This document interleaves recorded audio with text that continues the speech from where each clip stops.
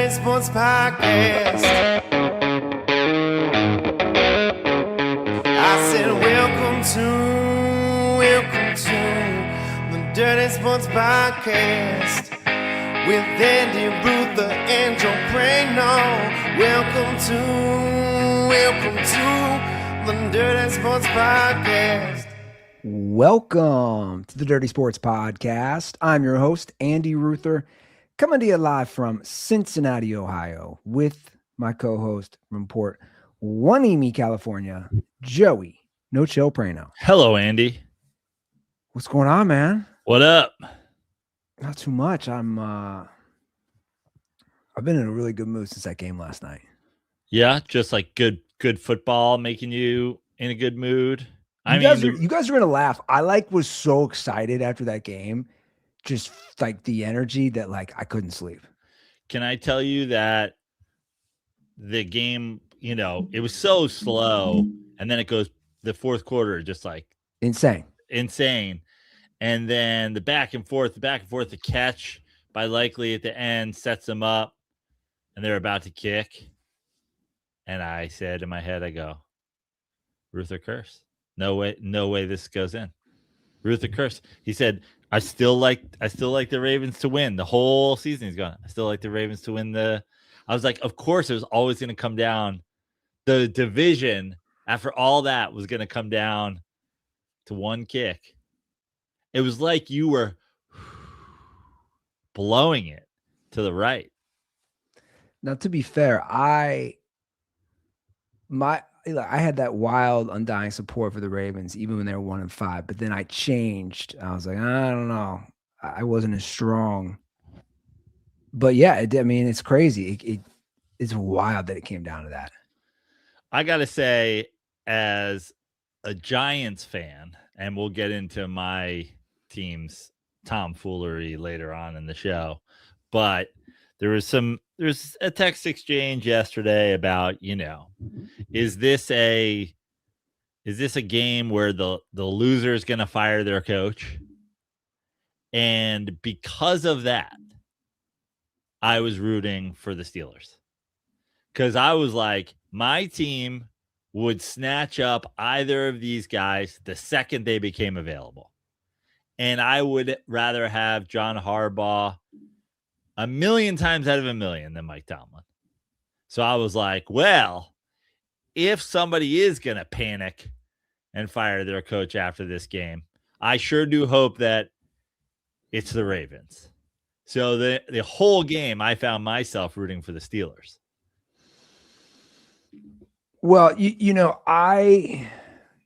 two thoughts on it. In my head going in, I was like, it'd be nice to see a little vintage Aaron Rodgers, which we got. He played very well, especially in the fourth quarter. But then in my head, I was also like, peeking ahead, I'm like, I like the Ravens' chances much better of beating somebody in the playoffs. Yeah. You're saying of getting a good game out of whoever. Yeah, I was in my head. I was like, I like the Ravens' chances a lot better against the Texans. So I had both those thoughts going on in my head. But it like you said, it was kind of slow. And then when they didn't score going into the half, I thought the Steelers were screwed. But to their credit, and I'll give credit to Tomlin, it's like they got him to bounce back, and they drove right down and scored to start the second half. And yeah, that fourth quarter, I was just like, is this happening? And because I thought when he missed that extra point, I was like, oh, they're screwed. Yeah. They're screwed. And I kept thinking, how do you walk into that locker room if you're Boswell? And then it ended up being, how do you walk into the locker room if you're Looper? And I have to bring it up. Loop. Is it Loop? Tyler Loop? Yeah. I have to bring it up. I don't think Justin Tucker misses that kick. I know he was shaky last year and the last few years. Look, you guys, I'm not saying he should be on the team. Well, listen. I'm just saying I don't think he misses that kick. Also, Derrick Henry didn't score in the game, and they shut him down in the second half. I don't know. I think OJ might run wild the whole game. But we're talking about a What is fucking. that? What is that? We're talking about a fucking multi-accused sexual assaulter. Like what? Okay. Well, the NFL again. The NFL is just weird to me because it's like, what makes a guy not qualify to be on a team? Listen, here's the one thing. Joe Prano doesn't have a lot of bad things to say about anybody involved in the Manning family. I love just about every Manning. Arch, Cooper, Archie, Eli, Peyton. But I mean, you want to talk about a murderer's row. And when I say a murderer's row, I mean literally a murderer's row. This week, they're like, well, we got to have Jameis on. I mean, he raped a couple people. We got to have Ray Lewis on. We got to have Vic on. We got to have whatever. Yeah, Roethlisberger. Like, at this point in the NFL, yeah, they don't give a shit about anything at all. But you always say it. It's like, well, if you're performing on the field, they don't care. Justin Tucker was sexually assaulting multiple people, allegedly, and not kicking that well. Also, this kid was great the whole year. He was great the whole year. Just missed the biggest kick of his life. I mean, that video, I don't know if you saw that video of Harbaugh, like trying to comfort him walking in the locker room. I think Harbaugh's got his arm around him and he's like, hey, you just cost me this job, but you'll be here next year. Enjoy whatever dickhead they hired to replace me. I really hope, as a Giants fan, that the Ravens panic and go like, we need to find somebody to unlock Lamar Jackson again. Well, I don't even say it was panic. I think, both those coaches, again, the discussion always revolves around, it's very Andy Reid Eagles-esque of sometimes change is good. It doesn't mean you're a bad coach. Sometimes it's good to just mutually, it's like an amicable divorce, mutually part ways. It's not working anymore. We need something fresh, right? Now, look, I agree. I think it'd be foolish because we all know we're seeing it right now in the NFL with all the firings today. We all know how tough it is to consistently have a guy who's going to put you in the hunt. Now, I know what Ravens fans would say, and the Steelers fans would say the same thing. Like, Ravens fans will go, haven't made it to the Super Bowl since 2012. Because they actually, unlike some of these other teams, the bar is high in those two franchises. It's like, you got to make it to the Super Bowl. You got to win a Super Bowl. Well, it's also quite fitting, right? That like these two teams play each other in week 18 for the chance to win the division. A lot of people think loser of this game, coach is getting fired because you got to win the Super Bowl. Meanwhile, you guys are in the same division. So both teams in one division have the standard of we have to win the Super Bowl. You're not even taking into consideration the other 30 teams in the league. The bar just for your division is we got to win the Super Bowl. It's like, it's hard to win the Super Bowl, man. If the Chargers or the Vikings or whoever just, fired their coach every 5 years, they don't win the Super Bowl. Like, there's some teams who've never won the Super Bowl. There's a lot, actually. Yeah. No, I get that. But the pedigree, we always say Super Bowl or bust league. I mean, I think that's what's good about the franchises that do have a high bar. Well, we talk about it all the time, Andy. What's the key to the playoffs? Coach, quarterback, defense.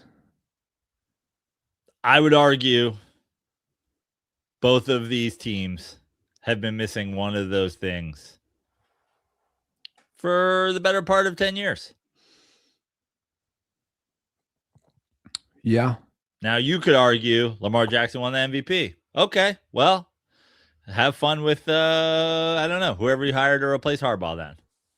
Well, you could argue Ben Roethlisberger is going to the Hall of Fame, and I could say, great, but how many of those years was he on the field all 17 weeks? And, how good was he playing at the end? And Then you have Mason Rudolph, and you have Kenny Pickett, and you have all the in-betweens. Charlie Batch, Russell Wilson, Justin Fields. Well, and therein, I think, lies the problem is the QB, because obviously they've had some real good defenses the last 10 years, both teams, and the coach has been fine. But all of a sudden, the Steelers win the division because they get the shell of a once great quarterback. Well, to me, that is the difference. I mean, you look last year, here's what's interesting about the Steelers. They finished 10-7 this year, 10-7 last year. Last year, they got their shit pushed in by the Ravens twice. This year, they beat them both times. And the true difference is, sorry, Russ, this isn't Aaron Rodgers MVP, but this is a huge upgrade from Russell Wilson last year. It is. Yeah. It just is. At the end of the day, it is. And I think it showed through last night. Now, look, do I give them much of a chance to beat Houston? Sorry, no. I do. You do? Yeah. And much of a chance. I certainly give them a chance. It's a home game for them. I give them a chance, but it's got to be real ugly. It's a home game for them. The Colts, Riley Leonard looked great against the Texans yesterday. Well, defenses travel. Not to Indianapolis, though. I'm just saying, sus week 18 performance. Yeah, I don't put as much into that, to be honest. That's fine. I don't put a ton into it either. I'm just saying the idea that this game can't be a low scoring, anybody has a chance to win game come the fourth quarter. No, it can. But if you asked me straight up on a percentage, I'm probably going to go as high as 70-30. And I agree. It doesn't mean Steelers won't win. I will be. Again, I would like to see like what the Rodgers thing is interesting to me. Like, let's just see how it plays out. That's why I'll probably be rooting for the Steelers, like low key. But again, I also enjoy the Texans. The Texans D is pretty fun to watch. Yeah. No, I think. Listen, I would have to take the Texans in this game for the combo of good defense that gets after the quarterback that is 42 years old or whatever. But of all the games we have, this one is as coin flippy as they come. So you're not 70-30 like me. No, I'm probably 55-45. Which probably holds up with the betting line. I haven't looked with the. I got to say, with and obviously we're going to jump into how the games played out and matchups going forward and coaches fired and all this stuff. But as far as matchups go for who got a bye and who's playing who and who's whatever, I can't really imagine it playing out a whole lot better from just I don't have a team in this playoffs. I'm just looking for good games, good matchups. This is pretty great across the board. I mean, we get a Bears-Packers game that is the most played rivalry in the history of the NFL. It's like their third time playing in the playoffs. And one was like 1940. Okay. Yeah. Another one was the Cutler game. Yeah, Cutler game 2010. And so that's awesome. Bills, Jags. I agree. Super fun. I agree. Very appealing. You've got an offense that won't quit right now with Jacksonville. And then you've got just the Bills who come into this season as one of, if not the preseason favorite. You got a Rams Carolina game that's a rematch of a game that Carolina won. Biggest spread by the way this week. Yeah. I think what's that? 10.5. Yeah, it's a 10.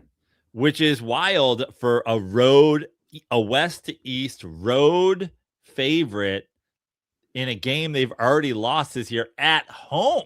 I agree. It's a big spread.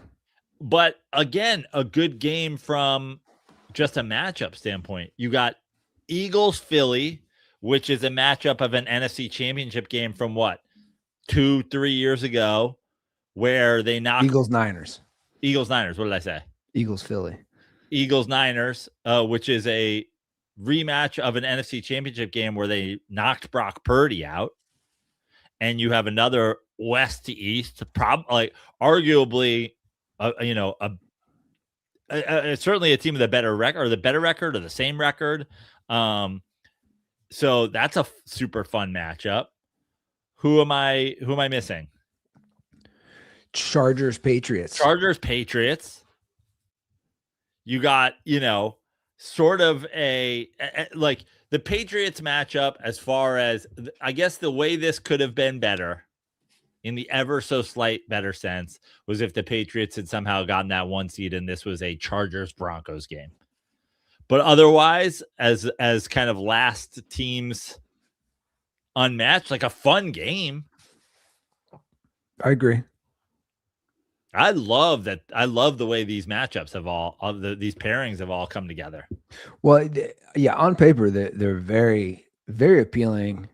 I think the Packers are a road favorite. The Rams are a road favorite. The Bills are a road favorite. Chicago's actually a 1.5 point favorite. Are they? Mm-hmm. That's flipped since last night. When they put the lines out yesterday, Packers were favored. It is interesting. I don't know if I would touch that game. Houston's a road favorite, -3.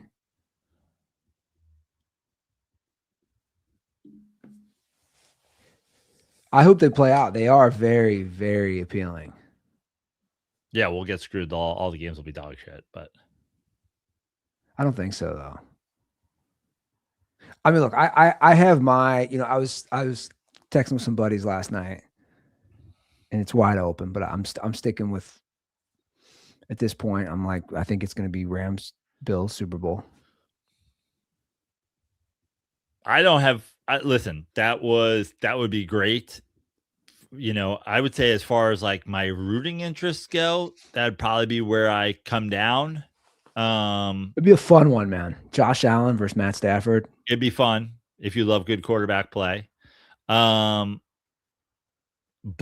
I don't have as much confidence in the Rams or the Bills as I did like a month ago. I agree. I have more confidence in the Rams. I don't have very much confidence at all in either 1 seed that are getting a bye. No, I agree because of the quarterbacks. Truthfully.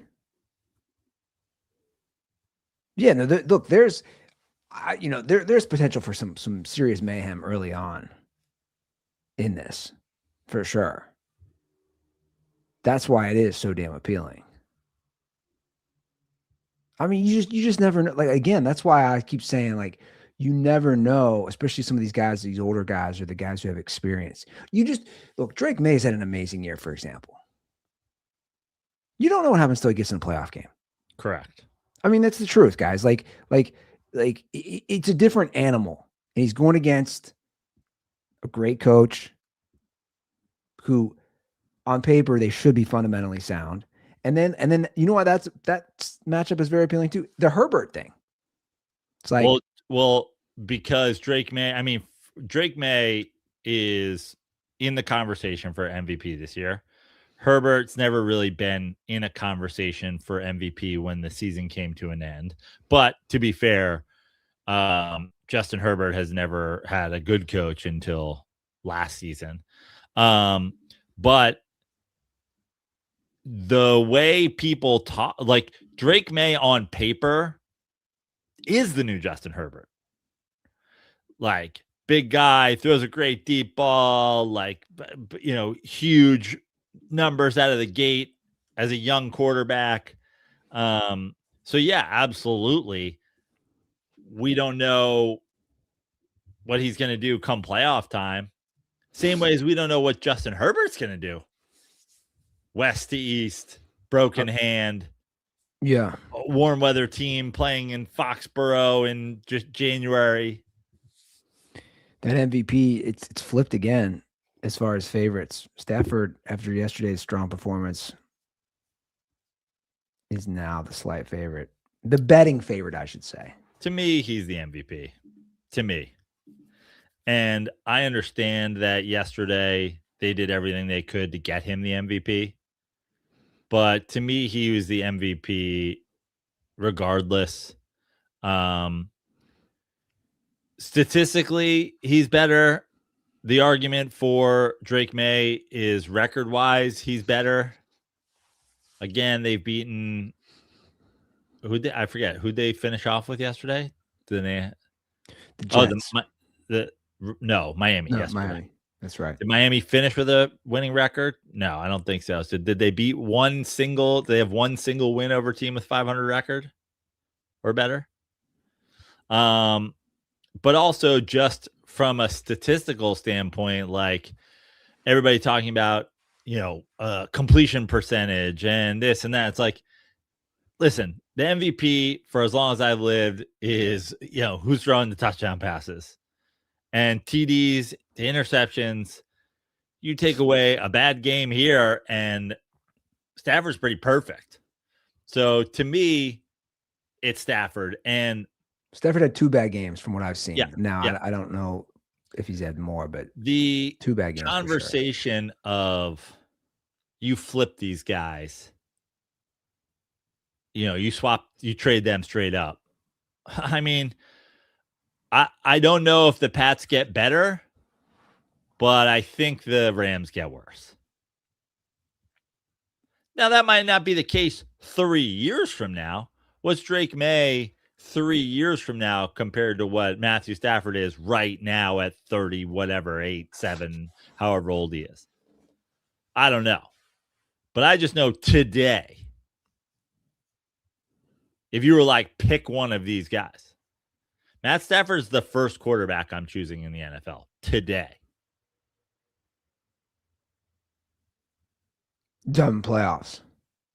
Just like Team X, go win a game. What quarterback you want? Patrick Mahomes? Today. Patrick Mahomes is hurt. Okay, I get what you're saying. Okay. Today, right now. I got you. Is Josh Allen better than Matt Stafford? Maybe, but not today. He's not. Yeah, man. It's it really is interesting, these matchups. Like I said, I was excited last night. I'm turned. See, it's possible, guys. Like I know I keep saying it. If you root for a dog shit team and you love the sport of football like me, you love the professional football league, you can do it. You can stop rooting for your dumpster fire team and just say, I'm gonna get Sunday ticket. I'm not gonna run it back again. I almost feel like I should do like a help therapy. It's almost like Alcoholics Anonymous, but for you could help fans of teams like the Bengals make sure that they're not spending every single day on Bengals Reddit or arguing on the Athletic comments about the Bengals or arguing with strangers at Kroger or the barber shop about the Reddit. You're like, who are you? Are you going to help people make them? You're like, here's the thing. You're still going to be a psychotic Bengals fan. You're just going to No. Pull yourself away from this. To stealing from you, I'm trying to fix these people's lives, like with common sense. I'm so glad you brought that up. Speaking of psychotic Bengals fans, I've got a new low for you. I've got a new low. A new low in sports fandom. A new low in Cincinnati Bengals fandom. As I've mentioned on the show, the local Kroger by me is like a mega, it's like classic Midwest shit. It's massive. There's an Applebee's inside it. Basically, yeah. They have a full bar. They have people can play music, guitar, piano. Like you're literally waiting to order the meat. You're telling the butcher you want whatever. You want a slab of ribs, and over there, people were drinking with the TV, the bar. Brittany was out picking up groceries yesterday during the game, and I was, home with the girls, and she goes, she goes, I almost texted you. I was like, you should have, after she told me this. I wanted to see pictures. She goes, Andy, there was Bengals fans in Bengals jerseys sitting at the Kroger bar watching the Browns game. I said, you cannot, as a human being, I don't think you can get lower than this. You went to the local grocery store bar in Bengal gear to watch, heading into the game, The 4-12 Browns against the 6-10 Bengals. I have lower. You could have gone to that game. Well, it's funny you say that. Buddy texted me Saturday. He said, "You want to go?" I wrote back, "You paying me?" He said, "No." I said, "I'm not going." Like, dude, I'm not giving up. I said, I guess it would be maybe somewhat cool to see a possible record-breaking sack from Myles Garrett, but I go, why else am I going to this, man? And my buddy is one of my buddies who I bet that they'd win the division. He's like, well, kind of I am, because I already did pay you. And I was like, yeah, but you're gonna have to pay me again. I'm not giving up 6 hours of my day. You know how long, like the 4-hour game, getting down there, it's a 6 hours, man. I got a kid who can walk now. So like the kids are actually fun. We can really wrestle around with two of them while the games are on. Like I'm not doing all that. Did you see the sack, by the way? The sack? I did. Do you think he went down? I did. When I saw it, I was like, huh, A little Brett Favre-esque? it's interesting. Here's what I think. I for sure think this. He knows he's not getting out of there. Like he's not like he's getting sacked. Yeah. The question is he getting sacked by Myles Garrett or is he getting sacked By somebody else in a half sack situation because he slides into that pocket between him and 93, who maybe was never going to sack him because he was like, fuck it, I'm here for the celebration. I ain't stealing no half sack from Myles. Yeah, I wonder. Because right, it's still like a fraternity of its own. Yeah, football players. It's like they it's not like it's literally we've seen it before. That's what I'm saying. Did you see what Zach Taylor said after the game? No. He is. This is pretty funny. He's just getting absolutely killed from everybody. Look at this clown comment on it because they stopped the game, right? And by the way, they stopped it. That was one of the games I had on. There was a lot of bad games, but like they stopped it no lie for like 30 seconds. That's not an exaggeration. It wasn't long. This is what he said after the game about the refs stopping the game to let him celebrate, let him go to the sideline. A long conversation with the officials after the Garrett sack. What was going on there? What were you There's 5 minutes left in our season. We're playing for our lives here, and what? I'll keep playing. What? Playing for our lives? Like they had something on the line? Anyway, continue. I was never told that we're going to stop the game, and in a critical moment like that, and the refs just said that they made a decision that they were going to stop the game, and they said they tried to do it as quickly as possible. I didn't feel that. We didn't sub. We're trying to be on the ball and go and play with tempo, and the umpire just held the ball so that we couldn't do anything. And I'm yelling at Joe, get on the ball. We didn't sub. We're going, and that we couldn't play. And so, again, trying to get an answer was not easy. They just said that they made a decision as a crew to stop the game when that happened. I guess it didn't matter when it happened. It just, they were going to stop the game and let it happen. And you weren't informed of that? No, I was never informed of that. They didn't say one word. We meet with them in the 90-minute meeting before the game. They never said one word about that. Okay. All right. First of all, Zach, the Bengals are a fucking dumpster fire. We've talked about it infinitely. The fact that Zach Taylor's coaching, they've already announced that he'll be their coach moving forward. They're a fucking joke. And this is the weirdest fucking thing to complain about. That being said, just say you're going to tell them before the game, if he gets it, we're going to stop the game.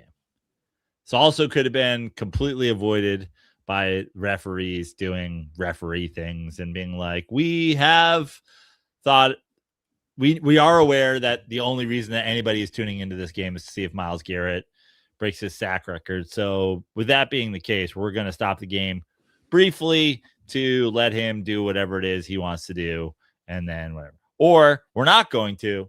So I understand his complaint about it. At the same time, what an embarrassment to say shit like we're playing for our lives and we're trying to play with tempo and we're trying to whatever. No, it's embarrassing. Everybody here is wrong. No one here is correct. Well, look, I agree with you. Give him a heads up. But yeah, like, dude, at the end of the day, come on, man. It's embarrassing. You've been out of playoff contention for 3 weeks now. By the way, fun fact that of course I had to look up on ChatGPT out of curiosity. Let's see if you can get this. He's coached 7 seasons. They made the playoffs twice. I put in, has any coach in NFL history kept their job after coaching for 7 seasons and only making the playoffs twice? Now, you're saying out of the gate, out of like first 7 seasons. First 7 seasons, you make the playoffs twice. It's got to be somebody. It's 2. And by the way, ChatGPT was, you know how they do their things like, well, we're going to go back in this era. It's tougher. And I was like, okay, you just want to go back to 2000, last 25 years, which truthfully, I don't think it matters because I think 2 coaches have kept their job. You're going to laugh when you hear it and probably not be surprised. 2 coaches, first 7 seasons with the team, only 2 playoff appearances. It's only happened twice, have kept their job for year 8. Any clue? Well, Zach Taylor. So he'll be the 3rd. Oh, okay. So there are 2 others. Yeah, sorry. 2 others. No, I don't know. One long running laughing stock of the show, Jeff Fisher. Wow. Okay. So the Titans, right? They get the very, very Taylor-esque. Get an early Super Bowl appearance, close game loss, and another playoff appearance, and then just like the Bengals go into mediocrity mode for years with, again, an MVP quarterback. So Jeff Fisher, I was reminded of the sandals. I had flashbacks of Dirty Sports. I was laughing. And the other one is another Bengals coach, Marvin Lewis. I mean, it's unbelievable. It's literally unbelievable. 2 playoff appearances in his first 7 years. I imagine that there are Bengals fans that are totally fine with this. I'm sure there are. I mean, no, I'm asking you, I guess, is that what's the sentiment around? He's hated.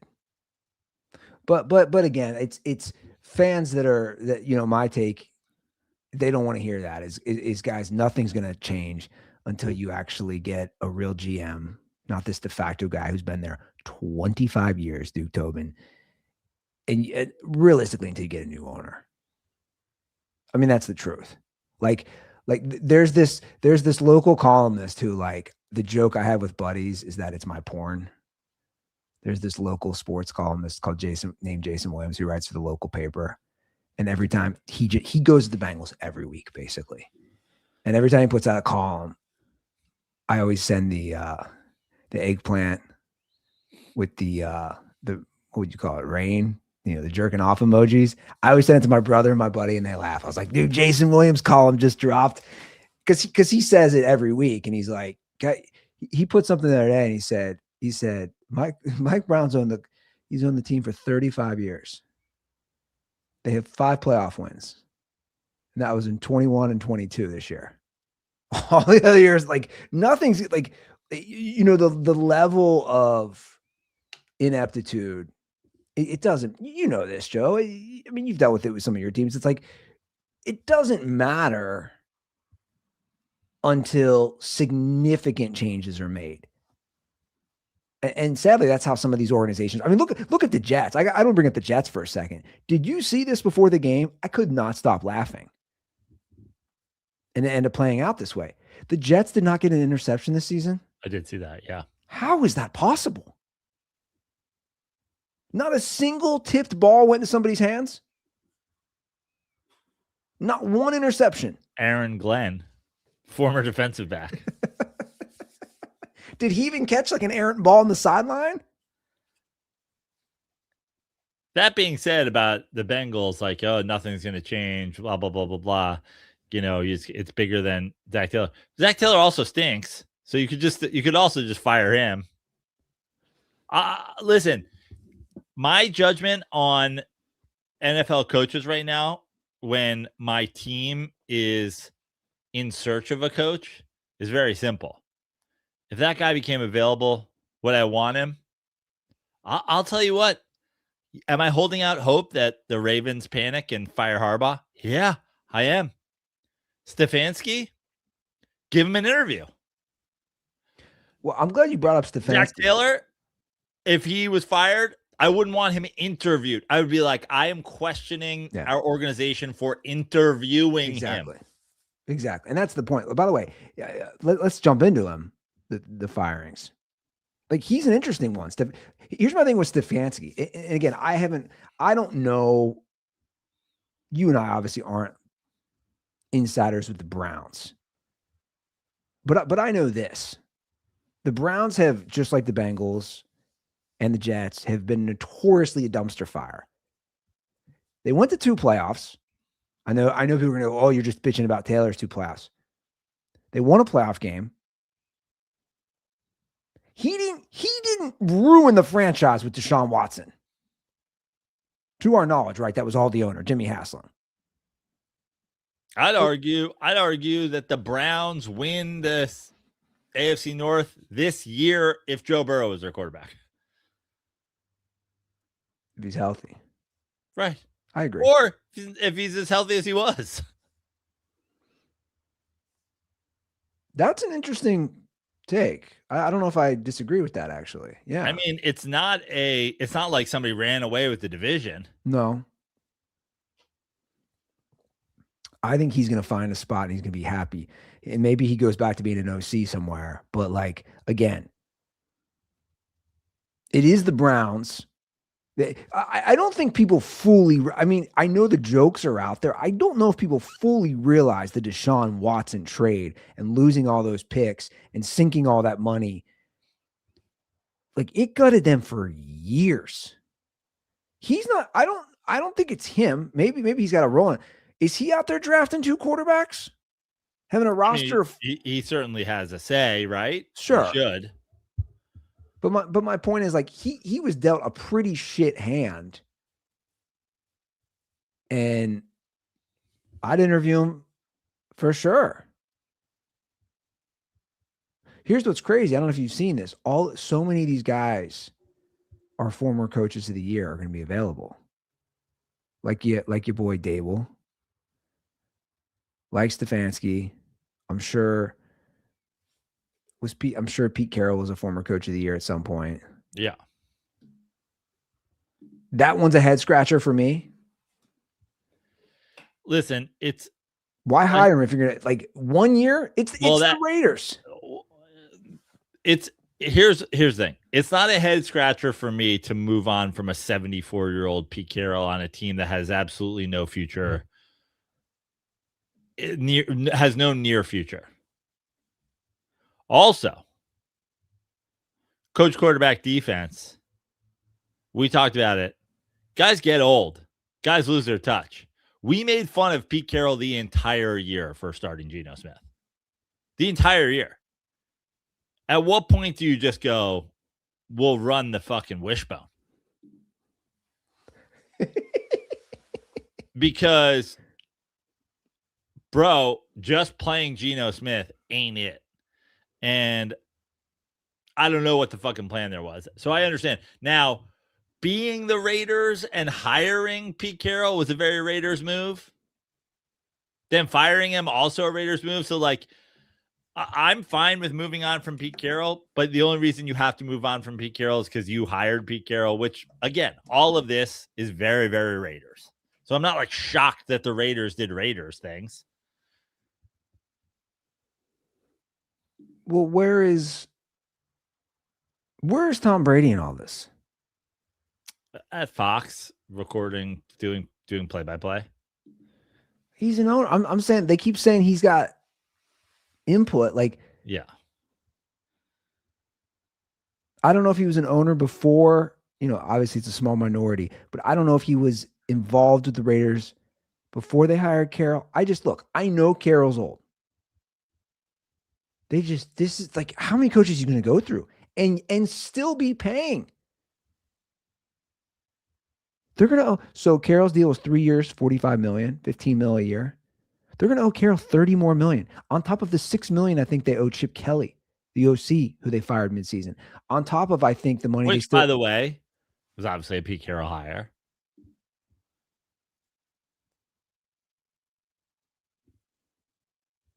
I think they're still paying Josh McDaniels and John Gruden and Antonio Pierce. I'm dead serious. I saw And John something. Madden. Boom. Put it in my grave.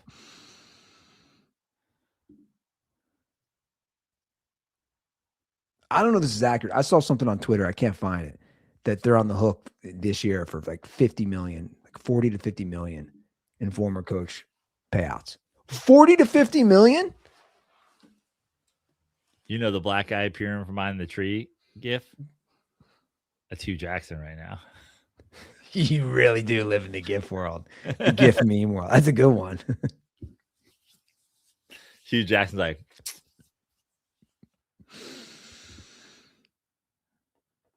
I mean, like,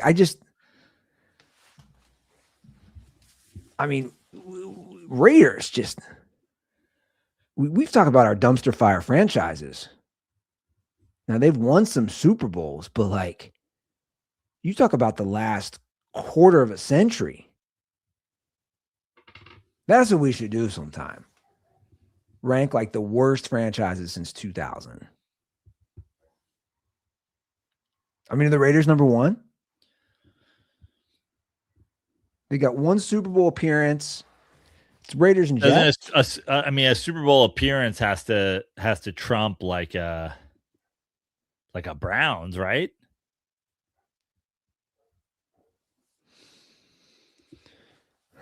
Yeah. Browns, Jets. I mean, you talk about like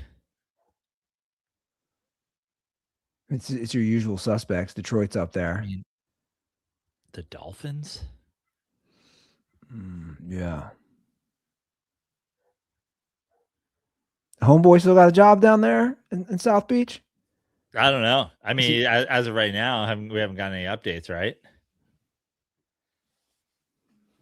He driving by trolling people?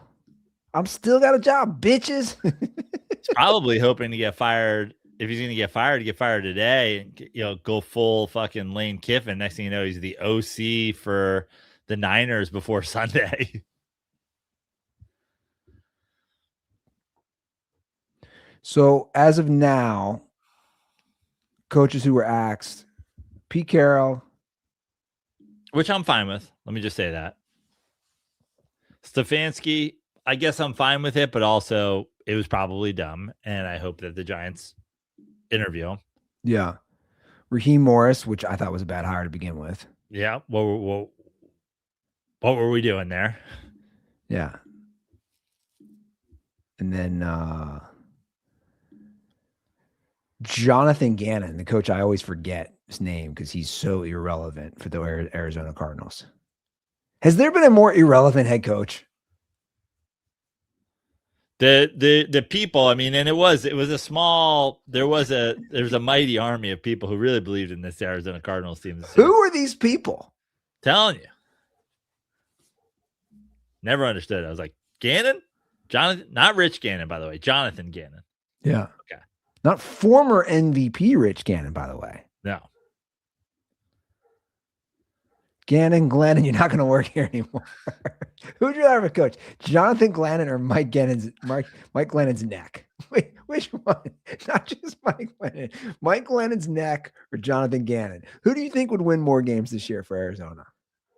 Aaron Glenn, Mike Glennon, Jonathan Gannon. It's like the Voltron of fucking it's a fucking Venn diagram.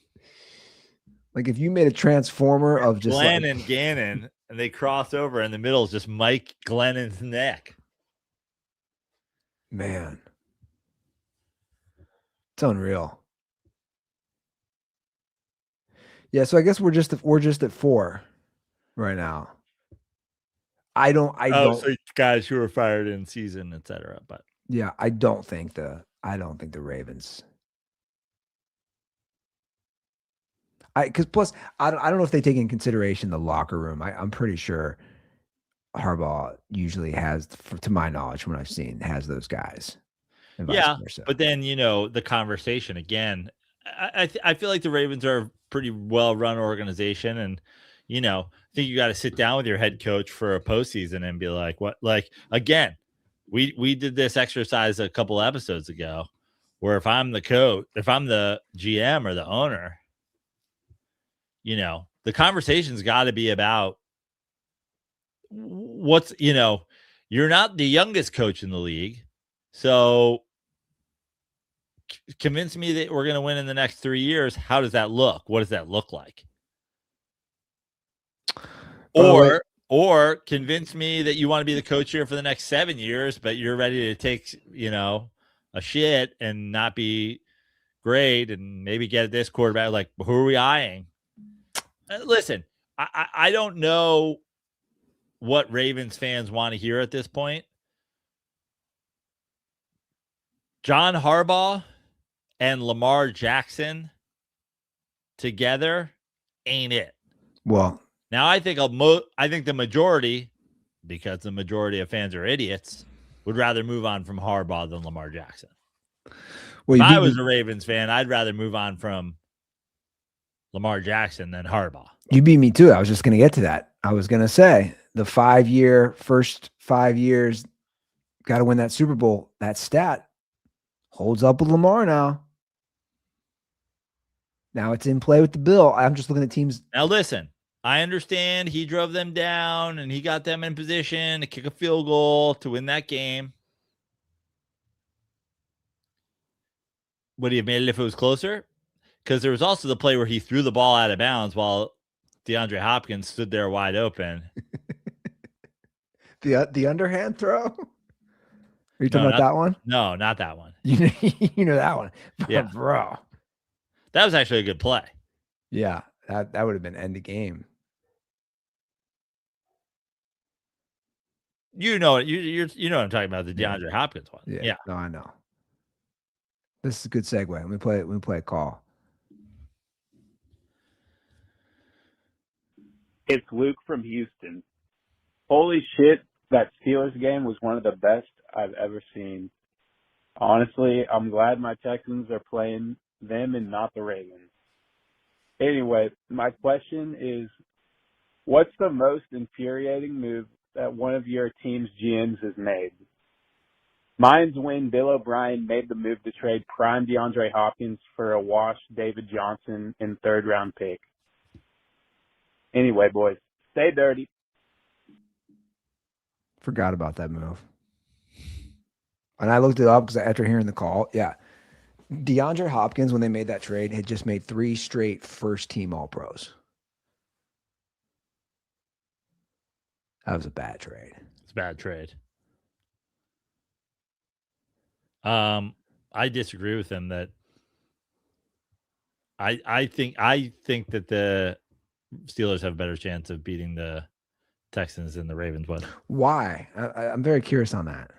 I think Ravens have way more weapons offensively. I think the Steelers' home field advantage is going to come into play. And I think the fact that you're talking about a team that we're talking about the Texans defense being the thing that, being the best whatever on the field. I think that the Steelers playing a game that's low scoring and close and comes down to just like the game did last night, somebody having the ball last or somebody making a big play. Like, I don't think that the Steelers or the Ravens are winning a game against Houston by 17 points. So now when you have a game that's your potential of losing is going to be, it's a close game, I'll take the close game being led by a multi-MVP winning quarterback who's done it before in playoff scenarios than the guy who hasn't. Also multi-MVP winner, though. Sure.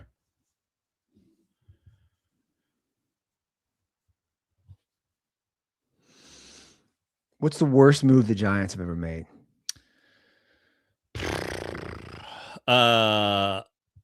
Now the question was for a GM, the GM move, right? Yeah, go through some of those hirings. Yeah. What's his name?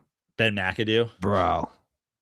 I mean, Ben McAdoo's maybe not even the worst hire, but Ben McAdoo did lead to the benching of Eli Manning, which might be the worst, might be the darkest black spot on the Giants. Now, you could also fucking shit on Joe Shane for not franchise tagging Saquon Barkley again.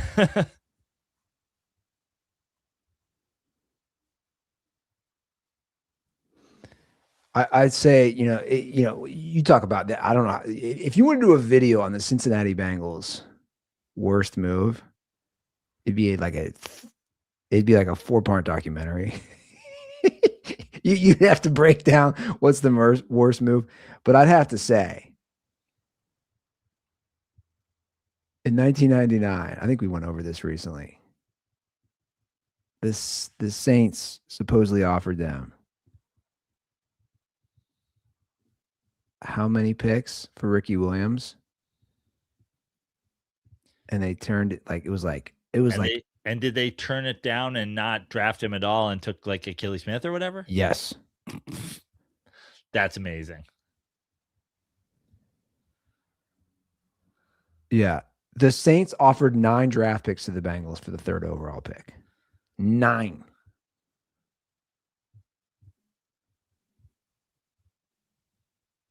That's it. That's it, right? Yeah. What are we talking about? Because you could argue that just the pick they took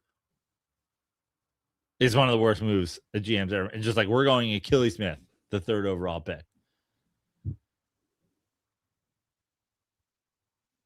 Bro.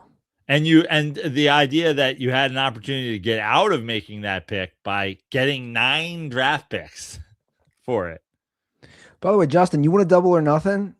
You want double or nothing next year? I'm not even looking. Do we want to make another bet? or is he out? Do we want to double or nothing the Bengals? Has he not paid you for this year yet? No, I'm not stressing it, but I'm just thinking out loud. Like, I don't know if they're going to be division favorites. I'd assume not. I assume not. I don't know. Offense is fun to watch. Hey, you got that. You have fun offense to watch. Justin's like, bro, I'm not trying to turn into Tiger King. But speaking of memes, financially, about 5 years, Justin's gonna owe me 10. Because Justin, you're not the only person that Justin had a fucking Bengals division champs bet with. Every time I text Justin now, he's like, I gotta work. And I'm like, yeah, you're working to pay off all your Bengals division champs bets. This guy's working 3 jobs. It's not like student loans. It is the Tiger King meme. Financially, he needs to vote for fucking Bernie Sanders to forgive his Bengals debts. Financially, I'm never going to be able to recover from this. It's either that or Joe Flacco jerseys. That's put him in debt. How many variations of Flacco jerseys and Hoosh jerseys does he have? Well, those are all from China. They're like $11 each.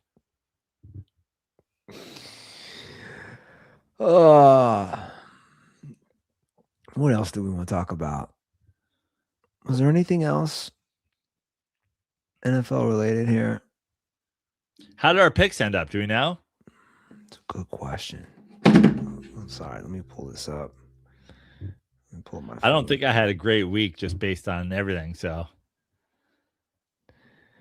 well, but did I have a better week than you? It's the real question. My pick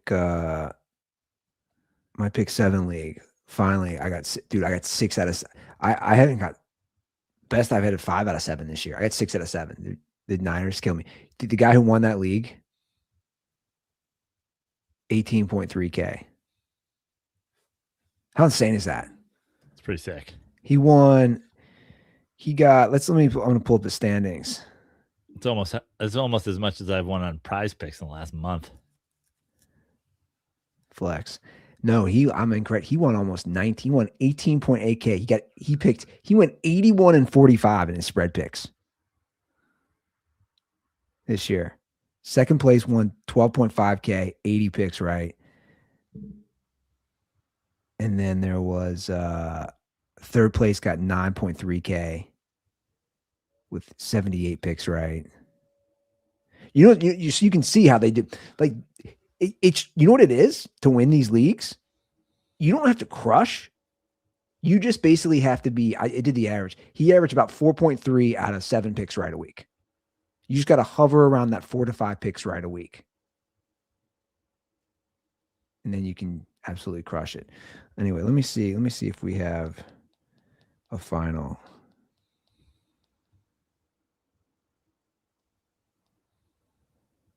Oh, Prano, what the fuck happened to you? Meltdown, last week meltdown? Bro. I was up 1 point on you heading into the week. You got, he didn't include last night, but I'll add it. You got 4 right. It's a bad week. And I got 10. There you go. You ran away with it. Yeah, you took Should have never known where I stood. you know what killed you? Actually a lot of these games killed you. My Giants kill me, that's for sure. Giants killed you. Here's the late games. The late games are the big difference. I took Detroit, you took Chicago. I took Denver, you took the Chargers. I took Vegas, you took Kansas City. Now, I had no idea Justin Herbert wasn't playing. Start there. Oh, I didn't either. I took New England, you took Miami. That one I knew. Quinn Ewers was playing. I liked it. Wow. You know what this means? I beat you. You have to put a gun to Justin's head and make him double or nothing to bet.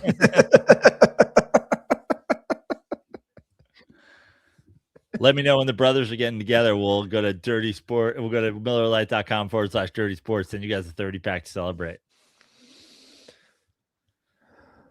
Appreciate it. Yeah, let's just hope my brother Brad is not arrested. For what? Bro. He didn't kill me for talking about this. I don't care. So for his company, he's in commercial real estate and he does something like he's got some deals. I don't want to go too far. He's got some deals with veteran stuff because it's a veteran company. So like whatever. He was trying to get something in JD Vance's hands. JD Vance lives here. Right? I'm already fascinated. So I'm like, okay, the truth is I got to talk to him. I haven't talked to him. There was 38 missed texts this day. From the gist of it, from what I get was JD Vance was here last week. He's in town all the fucking time. These guys don't work. Anyway, I think he like planned out when the motorcade would be. And he was like trying to like get a letter to, because he's like, he's a vet. This is something that needs to be fixed. We're trying to help something with veterans, whatever it is. Yeah. So of course, Secret Service gets involved. He had like a handwritten letter or like a typed letter. He's like, I didn't know how he cut letters out of a magazine and put together a little note. So anyway. Why didn't he just shove it between the cushions of a bunch of couches and hope he got a paper cut on his dick from it? So anyway. Put it 9 inches deep in Erica Kirk's snatch. Savage. He gets a call later in the day from Secret Service. So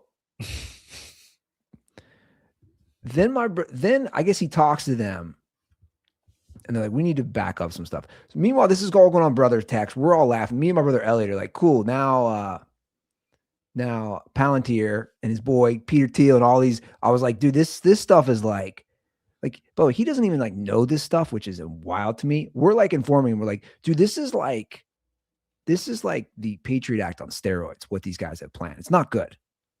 And we're like, they're monitoring all our stuff, right? And we're laughing, but also like, bro, the Secret Service called me. My brother Greg follows up with a voicemail a few minutes later, a Secret Service voicemail. He's like, literally, it wasn't AI. It was like, hey, I'm so-and-so from the Secret Service. I just spoke with your brother Brad. I need to do some follow-up questions. So then Secret Service called my brother Greg to try to verify some things. And like, so I'm like, okay, so who knows who's bugging our chat? Not that we really care because it's just stupid memes and we're making jokes and it's brother shit, like inappropriate. But I think my little brother Mark was like freaked out. He left the brother chat. He's like, I don't want to be involved in this. He like left my brother's chat. Yeah. He's like, dude, I got a business. Like, I'm not like, you guys are making jokes. Like, they probably are listening. We're like, yeah, whatever.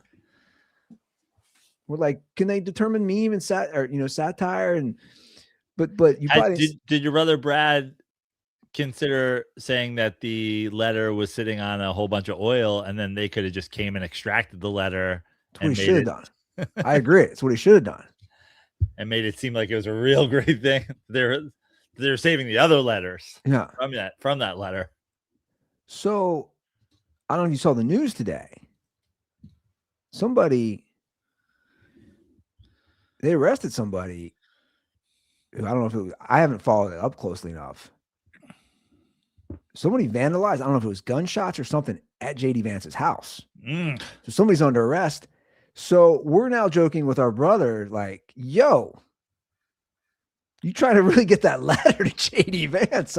And Brittany made the joke, did your brother attach, there was like 3 giant holes in his window. He had left, him and his family had left town, so they weren't there.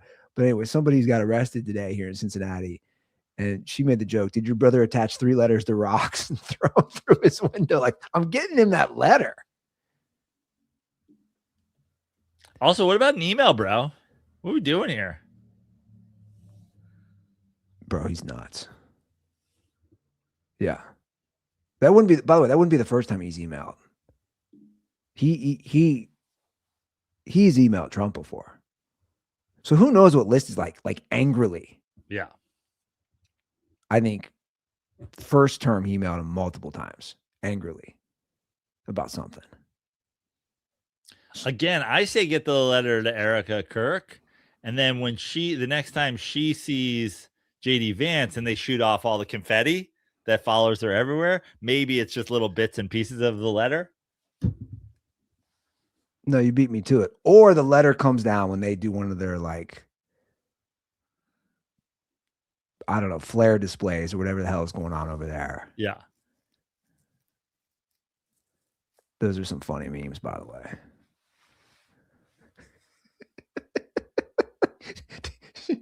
She's like got t-shirt cannons of Charlie Kirk's face. I saw a great one the other day. It was like, I don't know if you've seen like Madonna performing these days. Oh, that was a good one. Somebody was like, that was a good one. What would you think if you saw Madonna dancing like this? Like, I would think her husband just died. That was a good one. Dude, it's insane.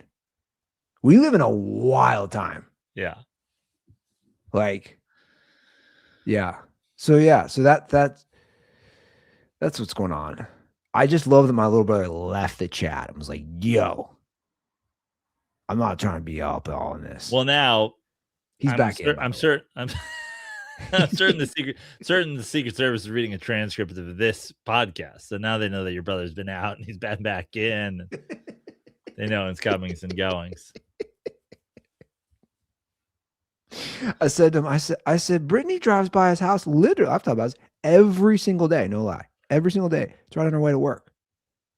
I said, she could have just dropped it off. Just knocked, right? Like, I just don't understand what's going on in his head. Then again, he's insane. Who does that? I got to talk to him and see what his rationale was. Not like there was one, though. He should have pulled up. He's got a horse. I was like, you should have pulled up on your horse in like a Confederate or Union outfit. Did go like Civil War outfit or something? I think Confederate's the way to go.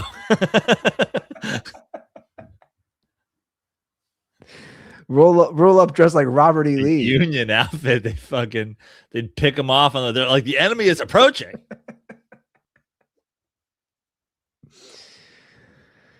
Oh man, bro, he's insane.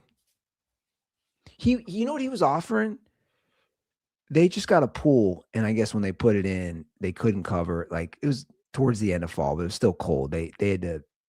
I guess there was, they tested. They had some water. They had to put water in it. Whatever. They couldn't cover it because I don't know how it works when you get the pool, but it was still pretty cold out. And he's like FaceTiming with me and Isla, and he's like, I'll give you $25 to jump in my pool. And I was like, I thought he was joking. And then he kept bringing it up like a few more times. I go, dude, she's 2, right? 1, she can't swim. 2, she'll get like seriously sick, hospitalized pneumonia. He's like, really? I'm like, you can't put a 2-year-old in a pool when it's like 40 degrees out. 3, what is she doing with $25? Fucking Paw Patrol, bro. Yeah. Getting that merch. You don't even know, bro. By the way, Miss Rachel, like buying a fucking Chinese-made Jamar Chase jersey. I don't even think Paw Patrol fucking toys you can get for under $25 these days.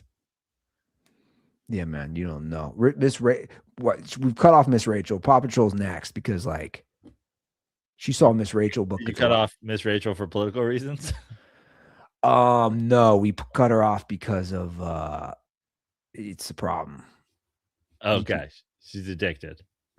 Like there's certain shows you can't go from that show to, hey, we're having lunch, or hey, we're gonna go do something else. It's like, so I don't know what Rachel's doing, but she's doing something right. So we cut her off about a year ago, to be honest. But she saw 2 Miss Rachel books at the library the other day and was like, we're checking those out. I was like, oh shit, she's back. It was weird. We opened it up and she had a picture of like a little Hamas kid and little like Gaza kid just blowing up. I was like, shit, goddamn, Miss Rachel. I don't want to be seeing this awful atrocity. You're ruining it. Isn't that why they were mad at her? Yeah. She has a network though, man. I don't know if Frat Daddy can do that. I'm just saying, I don't know. Speaking of Frat Daddy, June 13th, Andy, I'll officially be in Cincinnati. I don't think the ticket link is up yet, but for those of you guys who are Midwest Ohio based, JD Vance will be there. Come to Bombs Away Comedy Club. So will a side piece. Bombs Away Comedy at the Comet in Cincinnati, June 13th. I'm going to try to get Frat Daddy here, Andy Ruther, to get on the bill. So you texted me. We didn't really talk about it. So one night, 2 shows. Ticket link should be up relatively soon, but it's a fish. Okay. And Andy, the Monday after that, the Mets are at Reds. So I'll hang out with you guys. I'll bring some Japanese pillows for your kids so that Brandon's moving in. I'll bring some Miss Rachel toys or some Paw Patrol. So that's June 13th. June 13th. You want me to come out of retirement, huh? Let's go. Bring you out of retirement every couple of years. I did mention it at home, and I got a huge, you have to do it. And I was like, whoa, I did not expect that. Let's go. I got a listen, if just all the brothers and their significant others and the Secret Service men who are following them come to the show, we should be able to sell out both 7 and 9:30. Yeah. I know. That's hilarious. Ooh, look at me. Bringing me out of retirement. I did look that place up. It's on like the north side of town. I wasn't as familiar. But I think we could put some butts in seats, that's for sure. I'll tell you that much. Let's go. I mean, I don't know if you want me hosting. I don't know what the deal is.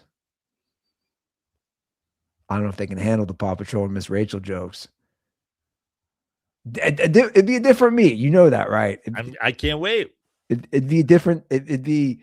I'm giving you essentially 5+ months heads up. So you have, you have a month a minute, a month for every 2 minutes, maybe. Get you a 10 or 12er. Yeah, we'll have to talk about this. Oh, and the Mets are in town, of course. Mets are in town the Monday, Tuesday, Wednesday after, but I figure I could probably stick around for a couple of days if the Mets. We need to do an actual Dirty Sports Live. Yeah, let's do Dirty Sports Live. Hell yeah. That Sunday the 14th, Friday the 12th, either one. Look at that. Now, hopefully I still have 2 kids at that point. Yeah, hopefully only. That's what I'm saying. Are you guys pregnant again? No. I was like, that'd be really fast for if you're not pregnant yet. Yeah. No. I'll be straight up. There's no pregnancy that I know of. I don't know. I don't know, man. I don't know if I can do it again. I don't know if I can. Old man, I don't know if I can run it back. I finally got a girl who's finally walking and starting to sleep a little. It's like you're a guy with an alcohol problem and a drug problem, and you're like, try to get into gambling. Maybe I should start gambling. I saw some wild videos about that kick. I don't know if you saw some of those. Some people set up to win some serious change. What do you mean? On the missed kick? Yeah. On that missed Ravens kick. I gotta say, and I said it the last time, I've mastered Prize Picks at this point. I have a system. But my system was undone last night. Another one just like locked in. Another locked in win. Undone by no touchdown by Derrick Henry. What are we doing? Can we get my boy a touchdown? Yeah, it's wild that didn't happen. He looks good, though. He started so good. Right? Yeah.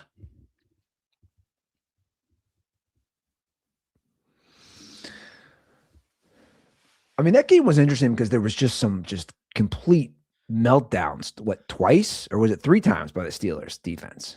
Yeah. For those big scores. Now, the one where he split those 2 defenders and probably should have just taken off or taken like the wide open 8-yard gain. When you're a defensive back, like they were neck and neck with each other, and then all of a sudden Lamar escapes and goes. It's hard to just like I don't put that on the defense that much, but it's just a great play. Yeah. Just doesn't get enough of those great plays these days.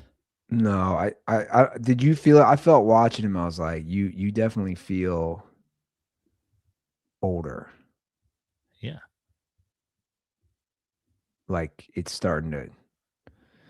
I was telling Buddy, I was like, it's we talked about on the show. It's that 8-year window, man. Like this is year 8. Well, I mean, like, listen, again, and this is something that, the Giants are really going to have to think about who is their next coach. And, Jackson Dart looked great passing the ball yesterday, but he's still running the ball. I hit my prize pick over 29.5 rushing yards for Jackson Dart yesterday. But how many rushing yards did Lamar Jackson have last night? And the thing is Aaron Rodgers had more than him. That's everything you need to know, man. I hate to say it. The thing about Lamar Jackson is he really was beyond like next level. We had never seen anything like that before. I have been of I'm the most outspoken. If your quarterback needs to run, you can't win camp. But Lamar Jackson was like the first person I was like, well, he's so good at it that maybe they can win, not long term, because eventually something like this happens. But the fact of the matter is, That's in the rear view. And that's where the Ravens really need to think about where they go from here. That guy's not coming back. I agree. Ever. I don't care about healthy. He'll never be what he once was. And you didn't win when he was that. Yeah. With some great defenses. Younger Derrick Henry. I know, man. I agree. I would for sure choose the coach over the QB. Well, I mean, it's going to be an interesting offseason. Also, theoretically, they don't have to choose either. We all know what's going to happen. Don't we? If he leaves. I mean, he really, truly has Miami Dolphin written all over him. Yeah. Because they're just, like you alluded to earlier, just a bad organization, and they would make that move. They're going to fire their coach. Well, hopefully they fire their coach, but also, what if they don't fire their coach? Is Mike McDaniel smart enough to be like, nah, I'm not doing that? I don't know. I think he's still got a job. I'm looking right now.